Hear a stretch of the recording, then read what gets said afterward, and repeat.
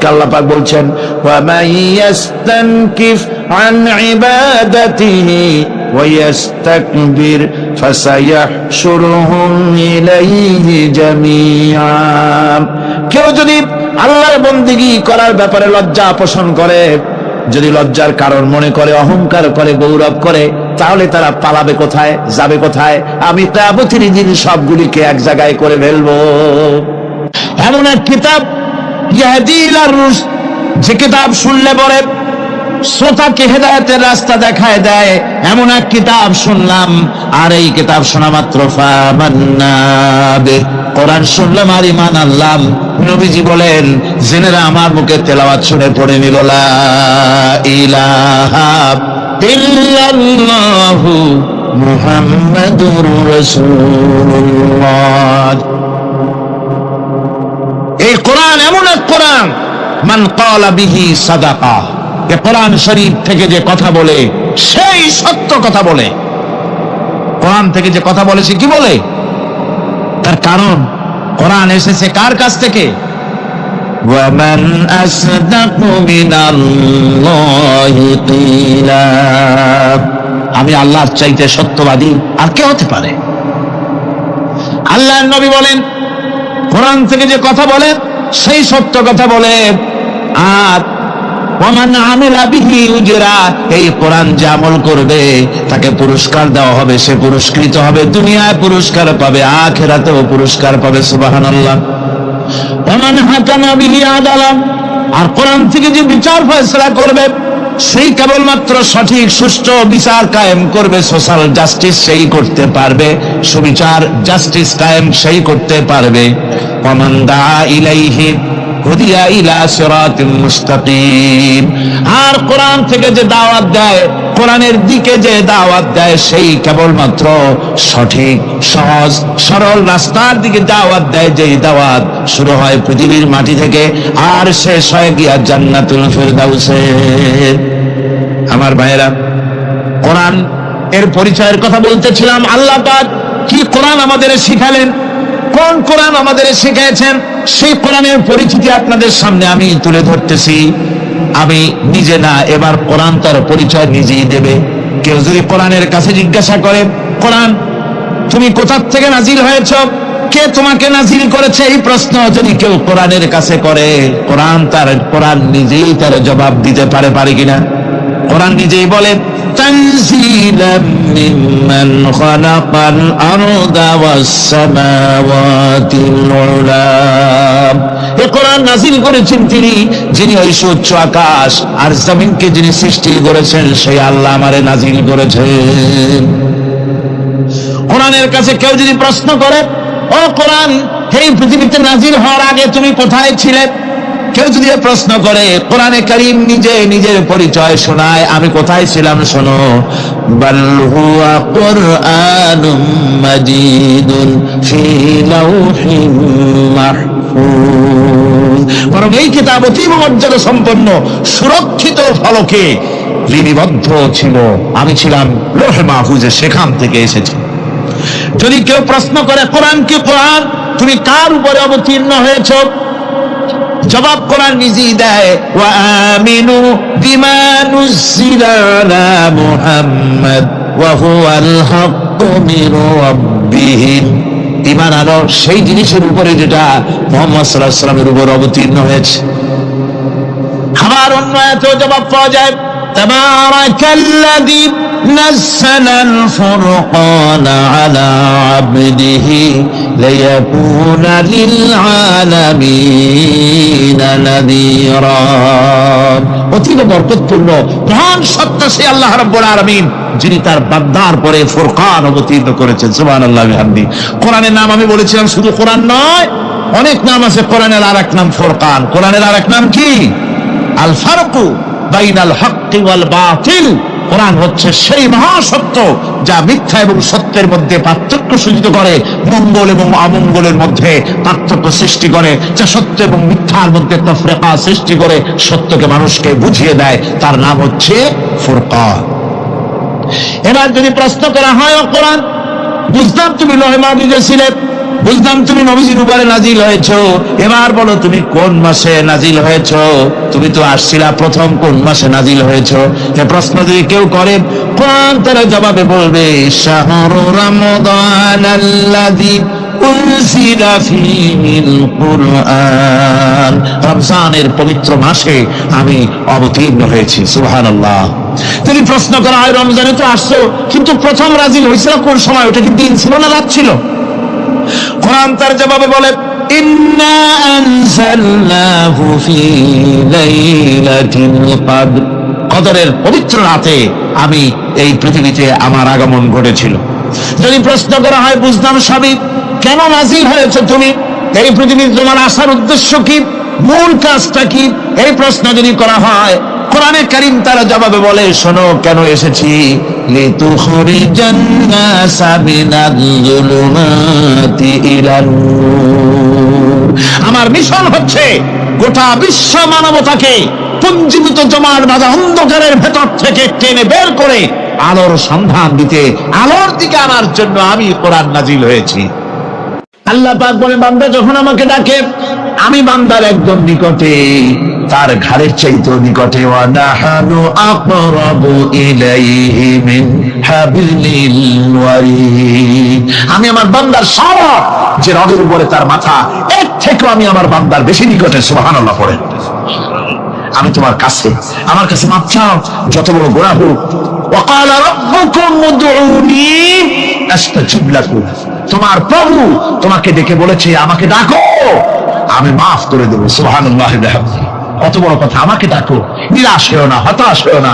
আল্লাহর গজব বেশি না রহমত বেশি? আল্লাহর রহমত বেশি। হাদিসে কুদসির ভিতরে এসেছে, আল্লাহ পাক বলেছেন কোন বান্দা যদি আমার দিকে এক বিগত অগ্রসর হয়, আমার রহমত তার দিকে এক হাত এগিয়ে যায়। কোন বান্দা যদি আমার দিকে হেঁটে আসে, আমার রহমত তার দিকে দৌড়ে যায়। বান্দা যখন আল্লাহর দরবারে দু হাত উঁচু করে চোখের পানি ফেলে দেয়, মুসলিম শরীফের হাদিসের ভিতরে এসেছে গভীর রাত্রে, রাতের তৃতীয় অংশে আল্লাহ রাব্বুল আলামিন প্রথম আকাশে আসেন আর ডেকে বলেন পৃথিবীতে আছো নাকি কেউ গুনাহ করে জীবন বরবাদ করে দিয়েছো, আমার কাছে মাফ চাও। ঋণগ্রস্ত আছো, অসুস্থ আছো, অপমানিত আছো, কে আছো মাজলুম, আমাকে ডাকো, আমার কাছে বলো, আমি ডাকে সারা দেবো, জীবনের আশা পূরণ করে দেব। ওই সময় যেই সমস্ত লোকেরা কাঁদে তাহাজ্জুদের নামাজ পড়ে, আল্লাহ জিজ্ঞেস করেন ফেরেশতারা, অমুক অমুক দেশ অমুক অমুক বান্দারা কাঁদে কেন? ফেরেশতারা বলে রব্বুল আলামিন তুমি তো ভালো করে জানো। আল্লাহ বলেন জানি, তবুও তোমাদের মুখে শুনতে চাই। তারা বলে রব্বুল আলামিন তোমার এই বান্দা গুনাহ করেছি, গুনার জন্য মাফ চায়, জাহান্নাম থেকে বাঁচতে চায়। আল্লাহ পাক বলেন ফেরেশতারা আমার এই বান্দারা আমারে দেখেছে নাকি? বলে দেখে নাই। বলে আমার দোজখ দেখেছে নাকি? বলে না, তাও দেখে নাই।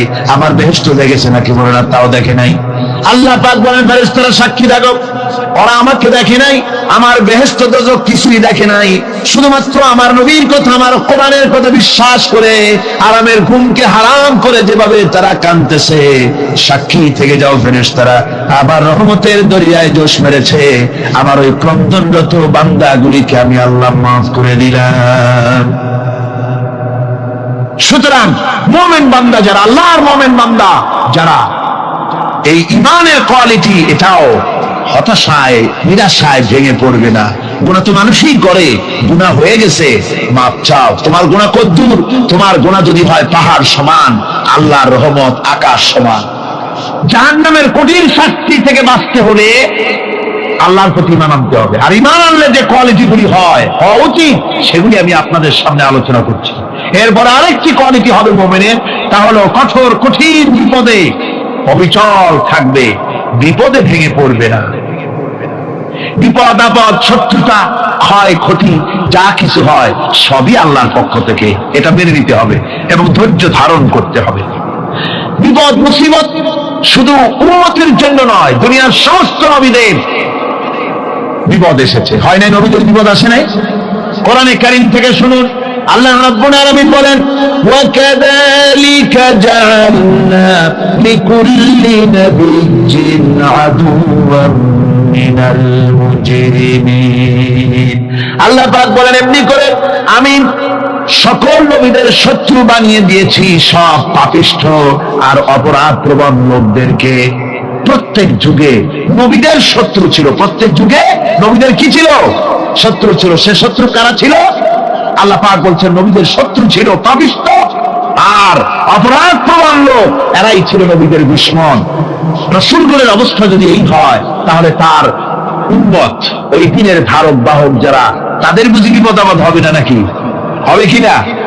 তো ইসলামের বিরোধিতা যারা করে, কোরআনের পরিভাষায় বলা হয়েছে ইসলামের দুশমন, নবীদের দুশমন। দুনিয়ার সব পাপিষ্ঠ আর অপরাধ প্রবণ লোকেরাই ইসলামের দুশমন হয়, নবীদের দুশমন হয়। আজও দেখেন, আজও তাকিয়ে দেখেন, ইসলামী আন্দোলনের বিরোধিতা যারা করে তারা পাপিষ্ঠ চরিত্রের কিনা তাকায় দেখেন, খুঁজে দেখেন, সর্বত্র খুঁজে দেখুন, খুঁজে দেখুন। যারা ইসলামী আন্দোলনের বিরোধিতা করে, যারা ইসলামকে মিটিয়ে দেওয়ার চেষ্টা করতেছে, যারা ইসলামকে মৌলবাদ বলে, ইসলামকে সাম্প্রদায়িক বলে, কোরআনে কারীমের কথা কত স্পষ্ট যে নবীদের দুশমন হয়, ইসলামের দুশমন হয় মুজরিম লোকেরা, অপরাধ প্রবণ আর পাপিষ্ঠ লোকেরা। আজও আমরা দেখতে পাই এই শ্রেণীর লোকেরা পাপিষ্ঠ এবং সবচাইতে সমাজের নিকৃষ্ট ধরনের চরিত্রহীন লোক। নামাজ নাই। আপনি খুঁজে দেখেন ইসলামী আন্দোলনের বিরোধিতা যারা করছে, যারা নেতৃত্ব দিচ্ছে, নামাজ নাই, রোজা নাই, চরিত্র নাই, হজ নাই, যাকাত নাই, মদ, জুয়া, জেনা, ব্যভিচার ইত্যাদিতে লিপ্ত। চেহারা দেখলে ছেলেপেলেরা 2 গ্লাস পানি খায়, ভর ছোটে। কথা ঠিক কিনা কয়? এই হলো অবস্থা। মারে কেন? মুমিনদেরকে, পয়গম্বরদেরকে, সাহাবীদেরকে এবং ঈমানদারদেরকে মারে কেন? তার কারণ হচ্ছে আল্লাহ রাব্বুল আলামিন বলেছেন ওয়া মা নাকামু মিনহুম ইল্লা আইয়ুমিনু বিল্লাহিল আজিজিল হামিদ। কাফিররা ঈমানদার লোকদেরকে অন্য কোন অপরাধী নির্যাতন চালায় না, নির্যাতন চালায় শুধু এই কারণে যেহেতু মুমিন লোকেরা পরাক্রমশালী, আল্লাহ রাব্বুল আলামিনের দ্বীনকে কায়েম করতে চায়, তার উপরে ঈমান এনেছে, এই কারণেই তারা মারে। ঠিক কিনা কন? যুগে যুগে নবীদের উপরে, সাহাবীদের উপরে যে অত্যাচার হয়েছে, সে অত্যাচার এই কারণেই হয়েছে, অন্য কোনো কারণে নয়। এই কঠিন বিপদে অবিচলতা এবং ধৈর্যের দৃষ্টান্ত নবীগণ পেশ করেছেন পৃথিবীর বুকে। আমরা দেখেছি ইব্রাহিম আলাইহিস সালামকে আগুনে ফালানো হয়েছে, আছে না কোরআন শরীফে? আমি কিন্তু গল্প করতেছি না, সব কোরআনের কথা। কিসের কথা? ইব্রাহিম আলাইহিস সালামকে আগুনে ফালানো হচ্ছে। অপরাধ কি? অপরাধ হচ্ছে হযরত ইব্রাহিম আলাইহিস সালাম দাওয়াত দিয়েছেন লা ইলাহা ইল্লাল্লাহ। জোরে পড়েন লা ইলাহা ইল্লাল্লাহ, লা ইলাহা লা ইলাহা ইল্লাল্লাহ মুহাম্মাদুর রাসূলুল্লাহ।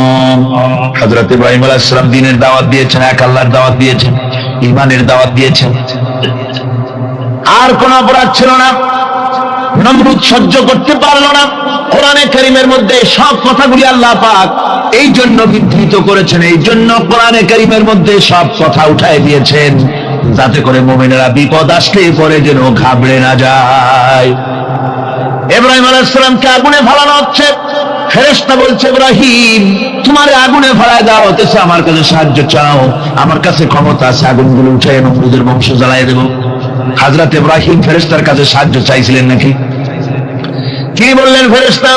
তোমার কাছে সাহায্য কেন চাইব? আমি তো এমন কোন অন্ধ আল্লাহর ইবাদত করি না যেই অন্ধ স্রষ্টা তার গোলামের দুঃখ দুর্দশা না দেখেন। আমি তোমার কাছে সাহায্য চাইব না। হযরত ইব্রাহিম আলাইহিস সালাম পাশ করলেন। কি বলেন, পাশ করছেন না? ঈমানের পরীক্ষায় পাশ। আগুনের মধ্যে হযরত ইব্রাহিমকে যখন ফেলানো হচ্ছে, রব্বুল আলামিন আগুনের প্রতি নির্দেশ করে দিলেন ইয়া নারু কুনি বারদাও ওয়া সালামান আলা ইব্রাহিম। আগুন আমার ইব্রাহিমের জন্য শান্তিদায়ক, ঠান্ডা হয়ে যা। এখন কি আর আগুনের বাপের ক্ষমতা আছে ইব্রাহিমকে পোড়ানো? আর ক্ষমতা নাই। আমার বন্ধুগণ, ইব্রাহিম আগুনের ভিতরে আরামে বসা আছেন, আর ওদিকে নমরুদ বসে বসে দেখতেছে দূর থেকে ইব্রাহিম তো জ্বলে না, গায়ের মধ্যে আগুন জ্বলে গেল। ডাক দিয়া কয়, আগুন তোর হলো কি? কেন জ্বালাইতে পারিস না আমার দুশমন রে? হলোটা কি তোর? তোর কি জ্বালানোর শক্তি বন্ধ হয়ে গেল নাকি? আগুনের ভিতর থেকে জবাব এলো, নমরুদ রে, আমার ভিতরে জ্বালানোর শক্তি আছে কি নাই যদি প্রমাণ করতে চাও, টেস্ট করতে চাও, তুই নিজে আয়, তোরে শুদ্ধ তামাম দুনিয়া জ্বালাই দিতে পারি, ইব্রাহিমের এক গাছা পশম জ্বালাই দিতে পারি না। তার কারণ হচ্ছে আমি হচ্ছি মাখলুক, আল্লাহ হচ্ছেন খালিক। আল্লাহ আমাকে বলেছেন না জ্বালাতে, তুমি 1000 বার বললেও আমি ইব্রাহিমকে জ্বালাইতে পারবো না। কোরআনে কারিমে ঘটনা বলে মুমিনদেরকে সাহস দেওয়া হচ্ছে, মুমিনেরা দ্বীনের কাজ করতে গিয়ে বিপদ আবাজ আসবে, ইমানের দাবি হলো বিপদ আসবে, আর বিপদ আসলে ঘাবড়ায় যেও না, মুসিবতে পড়ে চিন্তায় পেরেশানে হয়রান হয়ে যেও না। বিশ্বকবি আল্লামা ইকবাল কি সুন্দর করে বলেছেন, আজ ভি হো জু ইব্রাহিম কা ইমা पैदा আগ কর सकती है एक अंदाज गुलिस्तां पैदा। ইব্রাহিমের ঈমান যদি আজিও কোথাও হয় বিদ্যমান, করতে পারেন অগ্নিকুণ্ডে খুবসুরত এক গুলিস্তান। আজ যদি আগুনের ভিতরে কোন নমরুদ কোন ইব্রাহিমকে যদি ফেলে দেয়, আল্লাহ রাব্বুল আলামিন আজও আগুনকে ফুলের বাগান বানায়া দিবেন। সুবহানাল্লাহ। ভয় পাওয়ার কারণ নাই, চিন্তা করার কোনো কারণ নাই।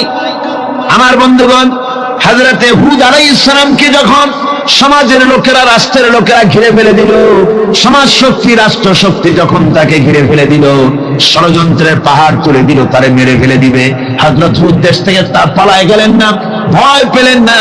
হযরতে হুদ আলাইহিস সালাম বললেন, কোরআনে কারীমে হযরত হুদের কথা কোট করা হলো, ফাকিদুনি জামিআন সুম্মা লা তুযিরুন।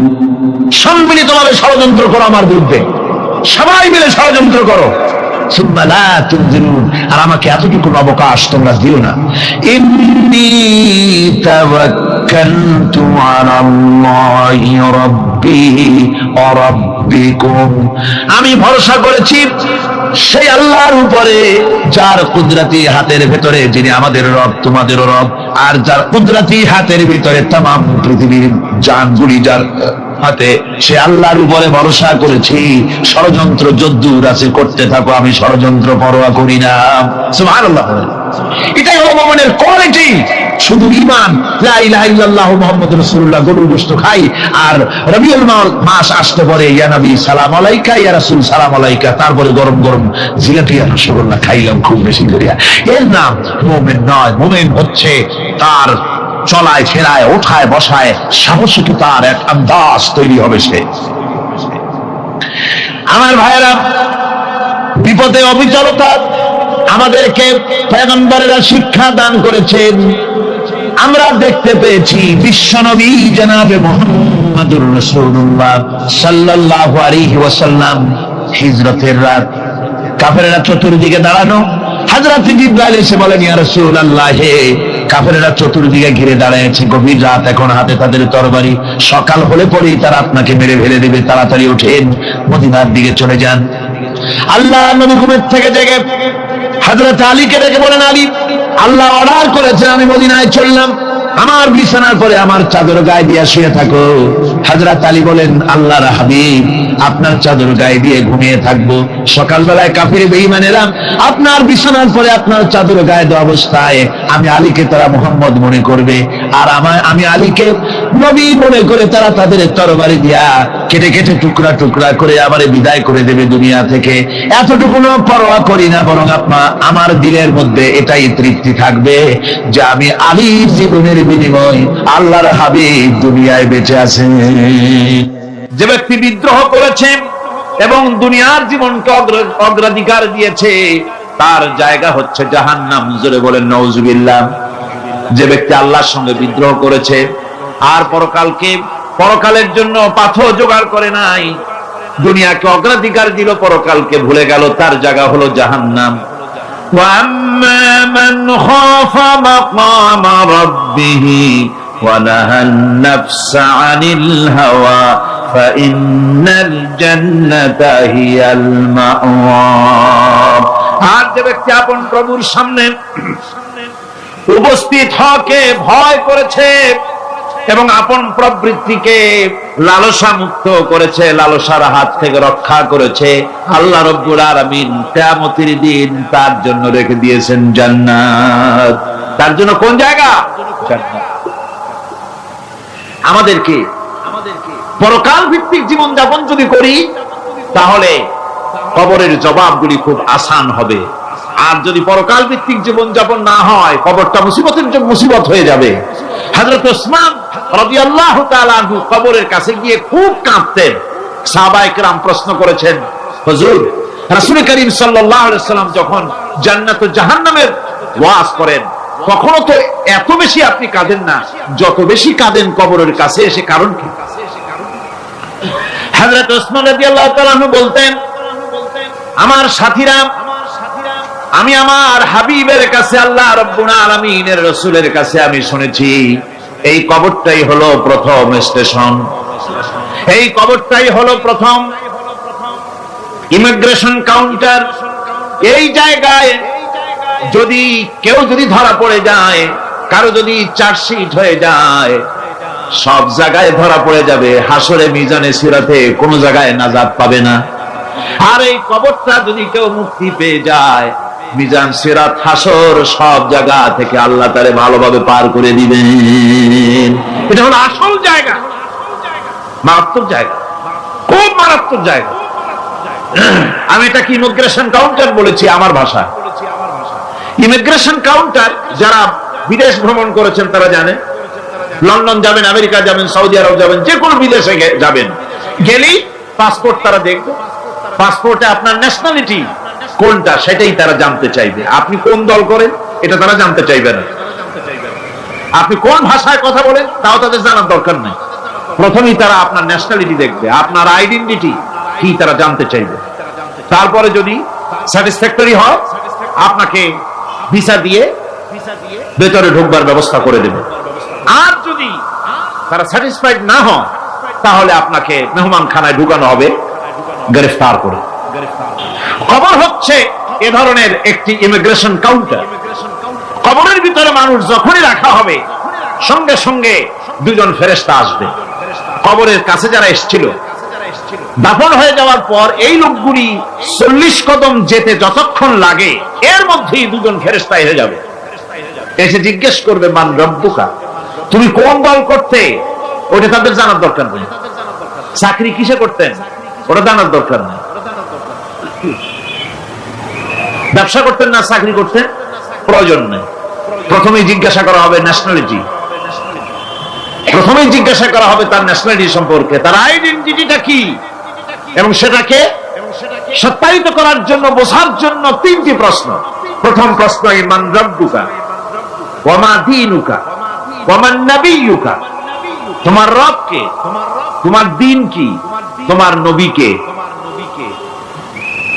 যদি এই ব্যক্তি বেঈমান হয়, মুনাফিক হয়, সে বলবে হায় হাতা লা আদরি, হায় হাতা লা আদরি, জানি না আমার রবকে, আমি জানি না। তোমার দিন কি, দিন কারে কয় বুঝি না। এরপরে আল্লাহর নবী জনাবে মুহাম্মদ রাসূলুল্লাহ সাল্লাল্লাহু আলাইহি ওয়াসাল্লাম কি দেখানো হবে, বলা হবে মা কুনতা তাকুলু ফি হাদার রাজুল, এই ব্যক্তি সম্পর্কে তোমার ধারণা কি নিকে, বলবে আমি চিনি না। নাউযুবিল্লাহ।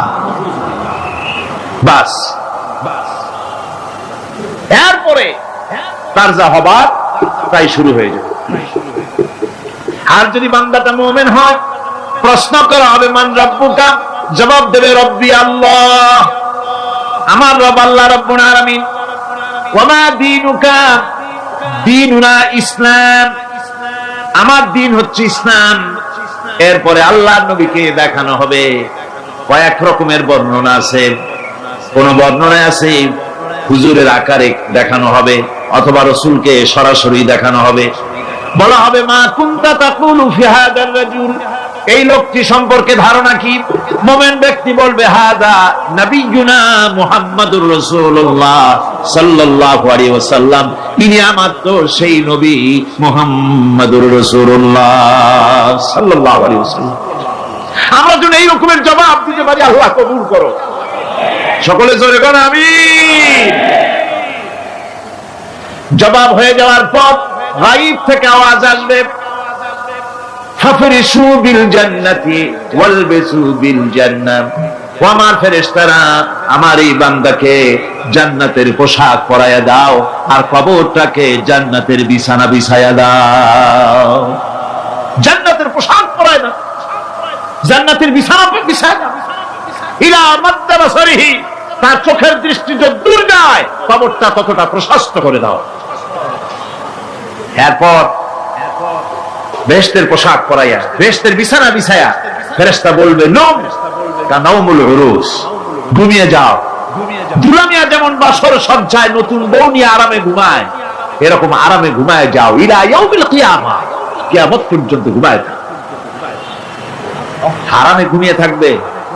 এরপরে সিংহায় ফুৎকার হবে, সিংহার ফুৎকারের আওয়াজে তার ঘুম ভেঙে যাবে।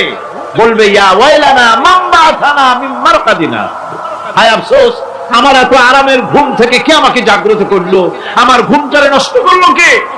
আওয়াজ আসবে হাযা মা ওয়াদার রহমান ওয়া সাদাকাল মুরসালুন, এটা হচ্ছে রহমানের সেই ওয়াদা, আর মুরসালিনরা নবীরা সত্য কথাই বলেছিলেন, সেই কিয়ামত অনুষ্ঠিত হচ্ছে। আমার বন্ধুগণ,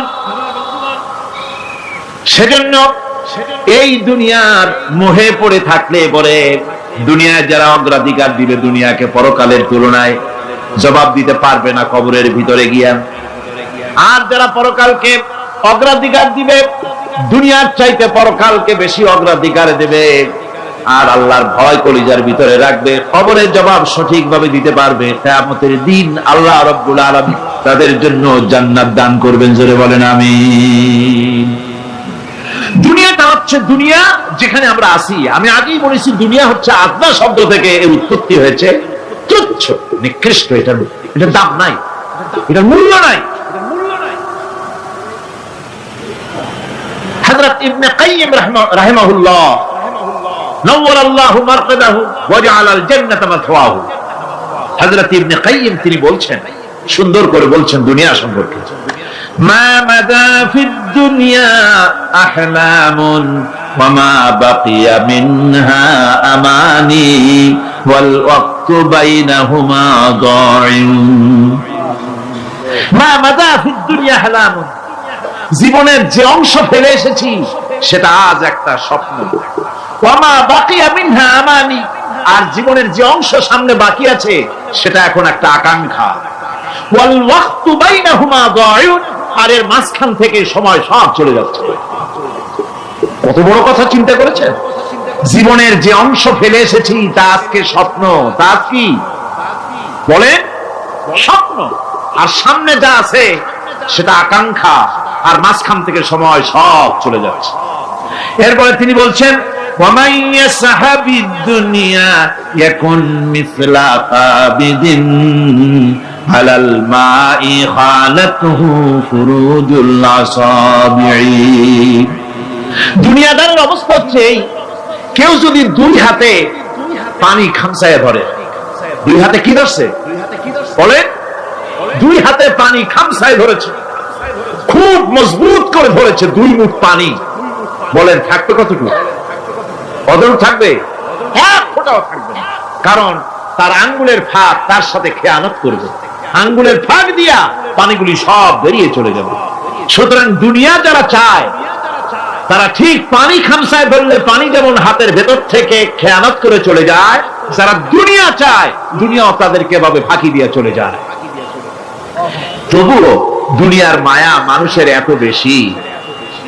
আল্লাহর নবী বলেন লাউ কানা লি ইবনি আদামা ওয়াদিন মিন যাহাবিন লাহাব্বা ইয়াকুনা লাহু সানিন, এই পৃথিবীতে যদি কাউকে একটা মাঠ ভরে যদি সোনা দেওয়া যায়, লোকটা বলবে রব্বুল আলামিন আমি যদি আরেকটা মাঠ এরকম সোনা ভরা পেতাম দ্বিতীয় আর একটা মাঠ দেওয়া হলে আবার বলবে যদি তৃতীয় আর একটা মাঠ সোনা ভরে যদি পেতাম। নবীজি বলেন ওয়ালা ইয়ামলাউ জাওফু ইবনু আদামা ইল্লা তুরাব, মানুষের পেট 3.5 হাত মাটি ছাড়া, কবরের মাটি ছাড়া মানুষের পেট ভরবে না। আরো চাই, আরো চাই, চাওয়ার কোনো শেষ নাই। মানুষ এভাবে করে দুনিয়ার মহব্বতে এমনি পাগল হয়ে যায়, শুধু দুনিয়ার মহব্বত, পরকালকে বেমালুম ভুলে যায়। আমি কিন্তু এই কথা বুঝাতে চাই নাই যে পরকালের মহব্বতে, পরকালের ভয়তে বা পরকালের জন্য দুনিয়া আপনি বাজার ঘাট, বেচা কিনা, ব্যবসা বাণিজ্য সবকিছু ভুলে যান, না তা নয়। ভুল বোঝার কোনো কারণ নাই। পরকালকে অগ্রাধিকার দিতে হবে, মানে দুনিয়াটা চিরস্থায়ী জায়গা নয়। চিরস্থায়ী হচ্ছে কোনটা? আখিরাত। চিল্লা এখন কোনটা? সুতরাং এখানে যা করতে হবে, আখিরাতের জবাবদিহিমূলক জীবন যাপন করতে হবে। আপনি ব্যবসা করবেন, ওজনে কম দিতে পারবেন না, আপনি খাদ্যে ভেজাল দিতে পারবেন না, চুরি করতে পারবেন না, ডাকাতি করতে পারবেন না, জেনা করতে পারবেন না, বদমাশি করতে পারবেন না, মদ খেতে পারবেন না, সন্ত্রাসী হতে পারবেন না, হাইজাকার হতে পারবেন না, চাঁদাবাজ হতে পারবেন না, মুনাফাখোর হতে পারবেন না, আপনি সোনা কারবারি হতে পারবেন না, ঘুষখোর হতে পারবেন না, সুদখোর হতে পারবেন না। এই সব কাজ পরকালকে বিশ্বাস করলেই এ সমস্ত কাজ থেকে মানুষ বিরত থাকতে পারে। কথা ঠিক কিনা? এটাই হচ্ছে। সুতরাং এই পৃথিবী থাকবে না, এটা কি চিরকাল থাকবে? না, এর একটা পরিসমাপ্তি ঘটবে।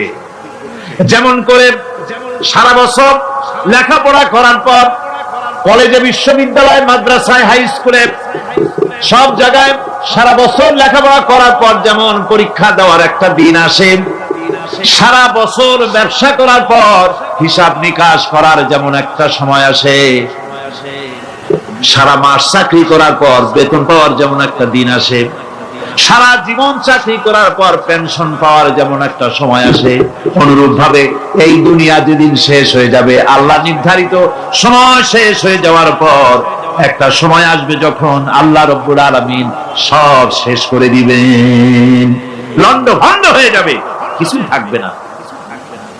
কোরআনে কারীমে আল্লাহ সব বলেছেন, কোরআনে সব আল্লাহ বলে দিয়েছেন।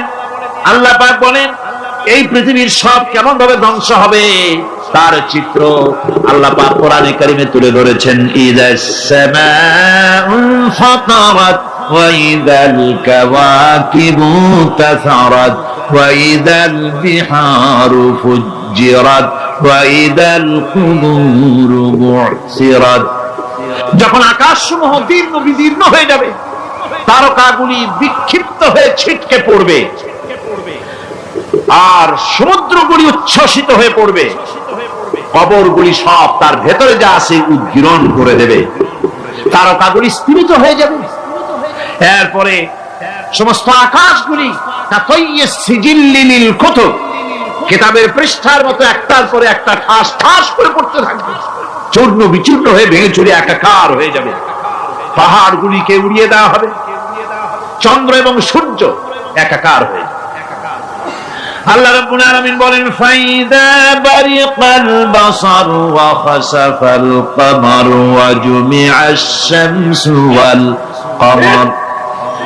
চক্ষু যখন বিস্ফারিত হয়ে যাবে, চাঁদ যখন তার আলো হারিয়ে ফেলবে, সূর্য যখন তার আলো হারিয়ে ফেলবে, চাঁদ আর সূর্য সব একাকার হয়ে যাবে, সেই সময়ের অবস্থাটা কি চিন্তা করো। মানুষ হয়রান হয়ে দৌড়াদৌড়ি করবে।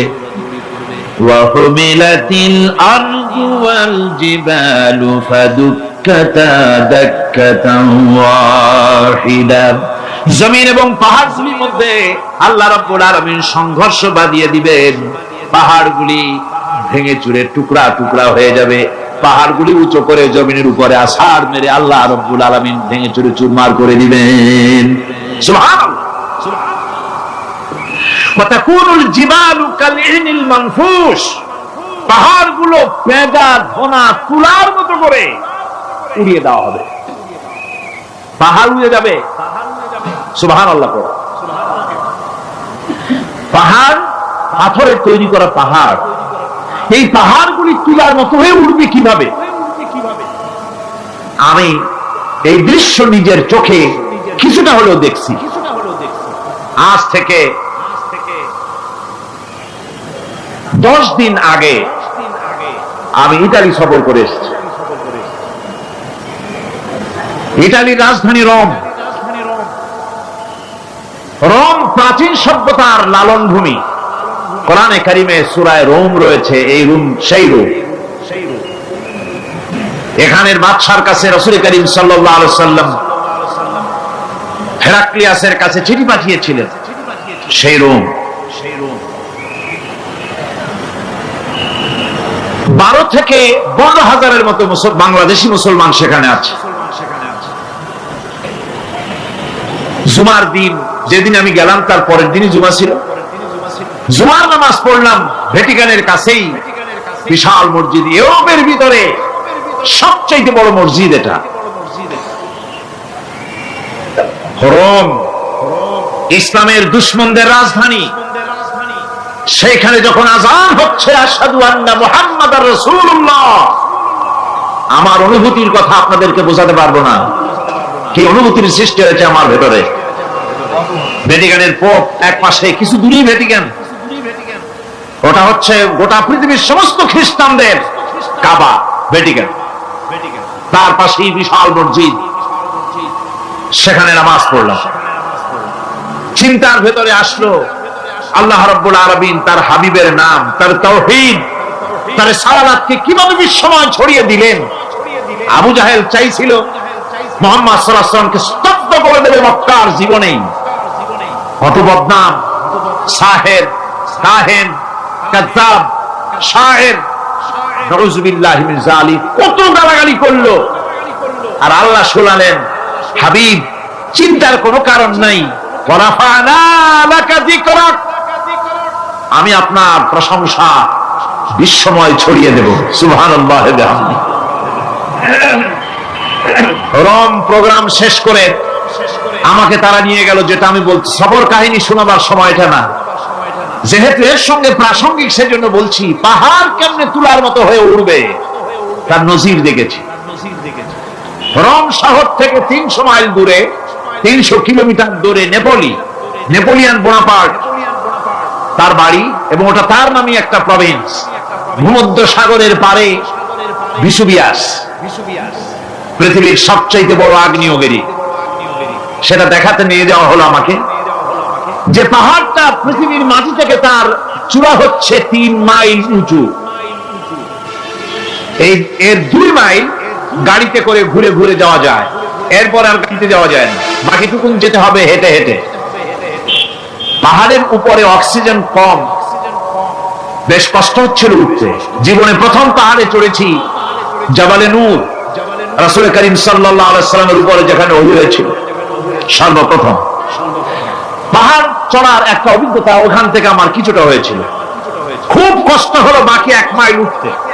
যখন ভিসুভিয়াসের একদম শীর্ষে চলে গেছি, সেখানে গিয়ে আমার সাথে 15-20 জন লোক ছিল। আমি নিজে আল্লাহু আকবার বলে আমার গলা থেকে আওয়াজ বেরিয়ে গেল। আমি দেখতে পেলাম ভিসুভিয়াসের শীর্ষে বিশাল গর্ত। আমার মনে হয় গর্তটা এই মাঠের 1/4 হবে, এই মাঠের 1/4 হবে গর্তটা।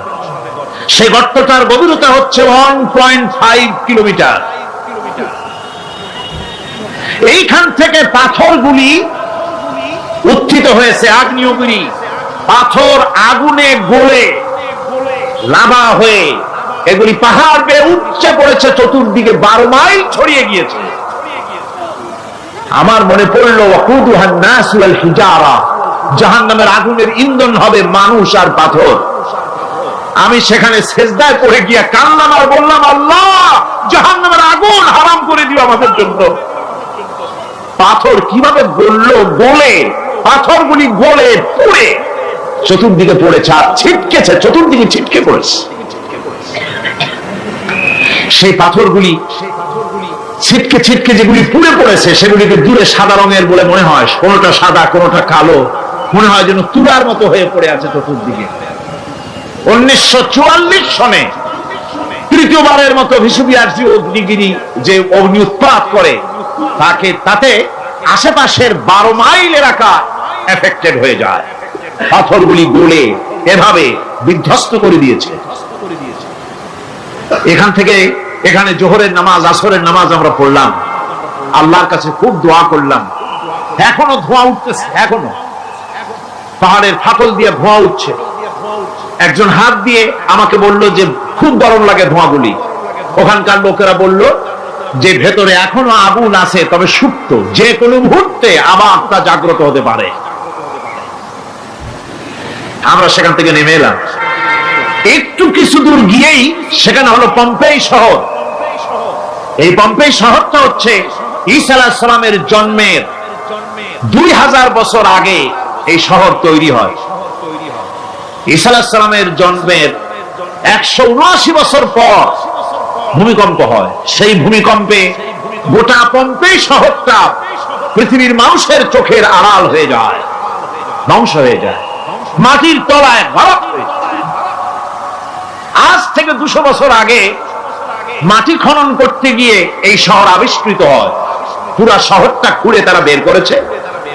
180 হেক্টর জমিনের উপরে এই বিশাল শহর। ঘুরে ঘুরে দেখলাম, গাড়ি চলে না সেখানে, পায়ে হেঁটে দেখতে হলো। প্রশস্ত রাস্তা। আজ থেকে 4000 বছর আগের মানুষেরা রাস্তা বানাতে জানতো পাথর দিয়ে, এবং রাস্তার দুধারে তাদের ছিল ফুটপাত, পানির ব্যবস্থা, নগরায়নের সব রকমের সুযোগ সুবিধা। তারপরে সেখানে বিচারালয়, এরপরে দোকানপাট, বাজার ঘাট, সবকিছুর ব্যবস্থা রয়েছে। বিশাল বিশাল পাথর জমি দিয়ে পিলার তৈরি করা। ভাবলাম এই পিলারগুলি, এই পাথরগুলি তারা কিভাবে ক্রেন ছাড়া এত উপরে উঠালো কি করে, আমার মাথায় আসলো না।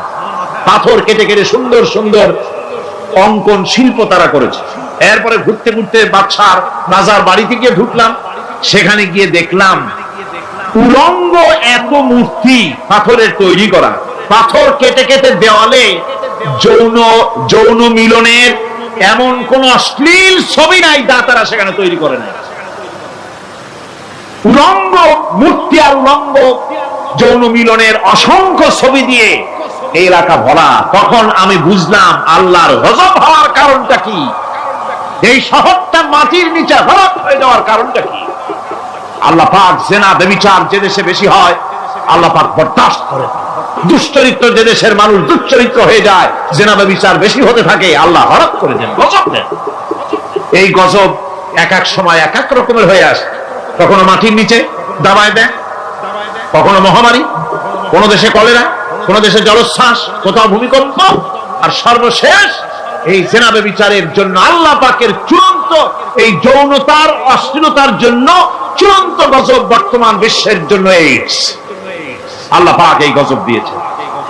বন্ধুগণ, আমি সেই জায়গা, আমি সেখানে যা দেখলাম যে আল্লাহ পাক পাহাড়গুলিকে কিভাবে উড়াবেন, এটা অস্বীকার করার কোন উপায় নাই। বিশ্বাস তো করতামই। তবে হযরত ইব্রাহিম আলাইহিস সালাম যেমন বলেছিলেন, রব্বি আরিনি কাইফা তুহিল মাউতা, আয় আল্লাহ তুমি মরা কি চিন্তা করবা কেমনে। আল্লাহ পাক বলেন, আওয়ালাম তুমিন, তুমি বিশ্বাস করো না। ইব্রাহিম আলাইহিস সালাম বললেন, বালা, অবশ্যই বিশ্বাস করি, ওয়ালাকিন লিয়াতমাইন্না কলবি, যদি চোখে দেখতাম তাহলে আমার অন্তরাত্মা খুব ঠান্ডা হতো। আল্লাহ রাব্বুল আলামিন চোখে দেখায় দিলেন জিন্দা কেমনে মুর্দা হবে, মুর্দা কেমনে জিন্দা হবে, আল্লাহ দেখায় দিলেন। পাহাড় উড়ায় দিবেন আল্লাহ রাব্বুল আলামিন। একথা কলিজার মধ্যে তার উপর ঈমান, বিশ্বাস, কিন্তু আল্লাহ চোখে দেখাইছেন, ঈমান আরো মজবুত হয়েছে, যা ছিল আরো মজবুত হয়েছে। সুবহানাল্লাহ। আল্লাহর ভয়তে কলিজা কেঁপেছে। আমি পাহাড়ের উপরে কেঁদেছি, জার হয়ে কেঁদেছি। বন্ধুগণ, আল্লাহ সুবহানাহু ওয়া তাআলা এই জন্য বলেছেন, কুল সিরু ফিল আরদ, আমার জমিন ঘোরো, ভালো করে দেখো, কাইফা কানা আকিবাতুল মুকাজ্জিবিন, মহা সত্যকে যারা অস্বীকার করেছে তাদের পরিণতি আমি কি করে দিয়েছি, এগুলি চোখে ভালো করে তাকায় দেখো। আমার বন্ধুগণ, সুতরাং এই পৃথিবীর অবসান হবে, এই পৃথিবী ধ্বংস হবে, এই পৃথিবী চূড়ান্ত ভাবে শেষ হয়ে যাবে। হ্যাঁ, আরেকটি কথা বলতে হয়, সেটা হচ্ছে যে এই রোম থেকে আর একটু দূরে 900 মাইল দূরে হচ্ছে সিসিলি। 900 মাইল দূরে, সেখানে এই সিসিলি মুসলমানেরা শাসন করেছিল 350 বছর। সেই সিসিলিতে রয়েছে 360টা মসজিদ মুসলমানদের করা। সমস্ত মসজিদগুলি আজ তালা বন্ধ, একটা মসজিদও খোলা নাই। সেখানকার মুসলমানেরা ওয়াজ শুনতে এসেছিল রোমে। আমি তাদের জন্য পরামর্শ দিয়েছি যে গভর্নমেন্টের কাছে তোমরা দাবি জানাও যে অন্তত একটা মসজিদের দরজা আমাদের জন্য খুলে দাও। রোমের অবস্থানরত প্রবাসী বাংলাদেশি মুসলমানেরা আমাকে বলেছে, তাদের অনেকের বাড়ি চট্টগ্রামেও আছে, আমাকে বলেছে তাদের চোখে পানি আসছে বলার সময় যে চিরামের তাফসীর মাহফিল যখন আসে ওই যেটা কামতে থাকে যাওয়ার জন্য। তো যাওয়া তো সম্ভব না এত দূর থেকে, আমাদের সালাম বলে দিবেন যত লোক আসবে, আর আমাদের জন্য দোয়া করতে বলবেন যেন এই রোমের ভিতরে আমরা ইসলামের আদর্শের ভিত্তিতে আমরা যেন চলতে পারি। আপনারা দোয়া করুন তাদের জন্য। ভাইরা আমার, এই পৃথিবী একদিন পরিসমাপ্তি ঘটবে এবং আল্লাহর দরবারে আমাদেরকে উঠতে হবে এবং সেখানে আমাদের বিচার হবে। সেখানে আমাদের কি হবে? বিচার হবে। আল্লাহ পাক বিচারটাকে নির্ভুল করার জন্য, সঠিক করার জন্য প্রত্যেকের গলায় আমলনামা ঝুলায় রাখছে, এখানে রেকর্ডের ব্যবস্থা করা হয়েছে। আল্লাহ পাক বলছেন ওয়া কুল্লা ইনসানিন আলজামনাহু তাইরাহু ফি উনুকিহি ওয়া নুখরিজু লাহু ইয়াওমাল কিয়ামাতি কিতাবান ইয়ালকাহু মানশুরা। আল্লাহ পাক বলেন প্রত্যেকের ভালো মন্দ কর্মফল, কর্মলিপি আমি তার গলায় ঝুলায় রেখেছি। কিয়ামতের দিন সে নিজের কাছে স্পষ্ট সব দেখতে পারবে, কোন জিনিস বাদ পড়বে না। তার গলায় তার আমলনামা ঝুলানো আছে, সব রেকর্ড হতেছে। আমরা যা করছি সবগুলি রেকর্ড হয়ে যাচ্ছে। বর্তমান বিজ্ঞানীরা আবিষ্কার করেছে যে মানুষের শরীরের ভিতরে ডিএনএ আছে, রক্তের ভিতরে ডিএনএ, এটা একটা কোড। মানুষের রক্তের ভিতরে ডিএনএ আছে, যেমন তার ব্রেনের ভিতরে কতগুলি কোষ আছে, এক একটা কোষ এক এক ধরনের কাজ করে। অনুরূপ ভাবে তার শরীরের ভিতরে, রক্তের ভিতরে ডিএনএ আছে। এই ডিএনএটা কি? এই ডিএনএটা হচ্ছে, এই ডিএনএ একটা কম্পিউটারের মতো কাজ করতেছে। লোকটা কি করবে, কোথায় যাবে, সে ভালো হবে মন্দ হবে কি হবে, সব তার ডিএনএ এর মধ্যে রেকর্ডকৃত আছে। এটা বোঝার জন্য একটা সুন্দর দৃষ্টান্ত দেওয়া যায়। যেমন এই কাগজটাকে আপনারা মনে করুন একটা গাড়ির একটা ব্লুপ্রিন্ট, একটা গাড়ির ব্লুপ্রিন্ট। এখানে লেখা আছে গাড়ি কিভাবে তৈরি হবে। এই কাগজটা নিয়ে ঘরের মধ্যে রেখে দিলেন, এখন এই কাগজটা থেকেই অটোমেটিক গাড়ির উইন্ডো তৈরি হলো, শিল তৈরি হলো, গাড়ির বডি তৈরি হলো, চেসিস তৈরি হলো, টায়ার তৈরি হলো, ইঞ্জিন তৈরি হলো, ব্যাটারি তৈরি হলো, পেট্রোল নিল, আর কোন রকমের ড্রাইভার ছাড়াই গাড়ি চলতে আরম্ভ করলো। এই কথাটা যদি মনের মাথার মধ্যে আনতে পারেন যে এটা কিভাবে হইতে পারে, এতে লেখা অনুযায়ী যেভাবে হওয়া যদি সম্ভব হয়, অনুরূপ ভাবে মানুষের রক্তের ভিতরে ডিএনএ এর আবিষ্কার করেছে। এর ভিতরে মানুষের ভালো মন্দ, কোথায় যাবে কি করবে, সবকিছু এর মধ্যে রয়েছে। কোরআনে কারীমে আল্লাহ রাব্বুল আলামিন, আমি গত বছর বলছিলাম যে বিজ্ঞানের আবিষ্কার যত বাড়বে কোরআন বোঝা মানুষের জন্য তত সহজ হবে। কোন সুবহানাল্লাহ। কোরআন বোঝা মানুষের জন্য তত সহজ হবে। সুতরাং মানুষের গলার সাথে আল্লাহ পাক বলছেন যে একটা আমলনামা আমি ঝুলাই দিয়েছি তার গলার সাথে, সে যা করতেছে ওখানে সব লিপিবদ্ধ হচ্ছে, কম্পিউটারাইজড, কম্পিউটারের মতো এগুলি সব গ্রহণ করতেছে।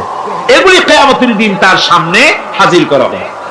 কিয়ামতে যখন আমলনামা তার সামনে দিয়ে বলা হবে ইকরা কিতাবাকা কাফা বিনাফসিকাল ইয়াওমা আলাইকা হাসিবা, তাকে বলা হবে নিজের কর্মলিপি নিজেই পড়ো, আজ তুমি তোমার নিজের হিসাব নিতে যথেষ্ট। বন্ধুগণ, এই মাহফিলে যত লোক আমরা বসে আছি, আমরা আমাদের হিসাব নিতে যথেষ্ট না আরেকজন লাগবে? কোন আমরা যথেষ্ট কিনা? কথা বোঝেন নাই। আমি বলতে চেয়েছি এটা, আমরা যদি এখন চোখ বুঝে চিন্তা করি যে পিছনের জীবনে কি করেছি, মনে পড়বে নাকি পড়বে না? বলেন সবাই, পড়বে কি পড়বে না? ছোটবেলায় কবে পায়ের নিচে কাঁটা ফুটেছিল, কবে কোথায় আছাড় খেয়েছিলেন, কবে কার বেল, তাল, আম, কাঁচা আম চুরি করে খেতে গিয়ে কিল খেয়েছিলেন, তারা খেয়েছিলেন, তাকে এখন মনে নাই? আছে। তাহলে কিল, ওই তাল বেল চুরি করতে গিয়ে যে কিলটা খাইছিলেন সেটাও মনে আছে, ভালো মন্দ সব মনে আছে। তাহলে কোন হোটেলের রুমে কি করছিলেন, কোন স্কুলে কোন কলেজে কি করছিলেন, তারপরে জীবনে ছোট বড় ঘটনাগুলি সব বুঝতে মনে পড়বে না? এবার হিসাব করেন, মনে যদি পড়ে এবার হিসাব করেন আপনি জান্নাতি না জাহান্নামী। আপনি আপনার নিজের হিসাব নেওয়ার জন্য যথেষ্ট। তাকে হিসাব করতে বলা হবে, তোমার হিসাব, তোমার নিজের হিসাব নেওয়ার জন্য তুমি যথেষ্ট, তোমার হিসাব তুমি নিজেই করো, এটা পড়ো। আর সেই কিয়ামতের দিন কোন সাহায্যকারী মিলবে না। লান তানফাকুম আরহামুকুম ওয়ালা আওলাদুকুম ইয়াউমাল কিয়ামাহ। লান তানফাকুম, কিয়ামতের দিন কোনো ফায়দা হবে না, অবশ্যই কোনো ফায়দা হবে না, কোনো উপকারে আসবে না। কিয়ামতের দিন তোমার সন্তান, তোমার স্ত্রী, তোমার মাল, তোমার সম্পদ কোন উপকারে আসবে না। কিয়ামতের ময়দানে সেদিন সব তোমার সাথে বিচ্ছেদ করবে, সব পালায় যাবে। সেখানে উৎকোষেরও কোনো কারবার নাই যে ঘুষ টুস দিয়া, ফেরেশতাদের কোন রকম বুঝবাজ দিয়া, আলাদা কোনো সোরাগলি পথ দিয়া একেবারে ফুট করে ভেস্তে চলে যাবেন, এমন কোনো সুযোগ নাই। অনেকে বলে হুজুর এমন কিছু দোয়া শিখায় দেন যাতে ওই সব জেহাদ বোমা এগুলি খুব ভয় পাই, ও সব রাস্তা রাস্তা না, খুব সহজে কিছু দোয়া দুরূদ করিয়া আস্তে করে জান্নাতে চলে যাওয়া যায়, এরকম একটা দোয়া, এরকম একটা পথ বলে দেন। আমি বলি ভাই, এরকমের কোন সূরাগুলি আমার রাসূল আবিষ্কার করতে পারেন নাই, আল্লাহর পয়গম্বরের ওই ধরনের কোন পথ আবিষ্কার করতে পারেন নাই। সেখানে কিয়ামতের দিন কাউকে উৎকোষ গ্রহণ করার কেউ নাই, উৎকোষ দেওয়া যাবে না। আর উৎকোষ দিবি না কি, আপনার কাছে কিছু নাইও, থাকলেও নেওয়ার কেউ নাই। এই দুনিয়ায় ফাঁকিবাজি করে বহুত কিছু করা যায়, কিন্তু কিয়ামতের মাঠে এগুলি কিছুই চলবে না। اليوم لا ينفع مال ولا بنون। কিয়ামতের দিন ধন সন্তান সন্ততি আর সম্পদ কোনো কাজে লাগবে না। সেদিন শুধু আমল যদি ভালো হয় কাজে লাগবে, আমল খারাপ হবে সব শেষ হয়ে যাবে। আল্লাহ রাব্বুল আলামিন নবীজিকে ডেকে বলেছেন, নবী আপনি বলেন, কুল মা কুনতু বিদআম মিনার রাসূল, আপনি বলুন আমি কোন নতুন রাসূল নই, আমার আগে অনেক নবী রাসূল পৃথিবীতে এসেছেন, তারা বিদায় হয়ে গেছেন, আমি জানি না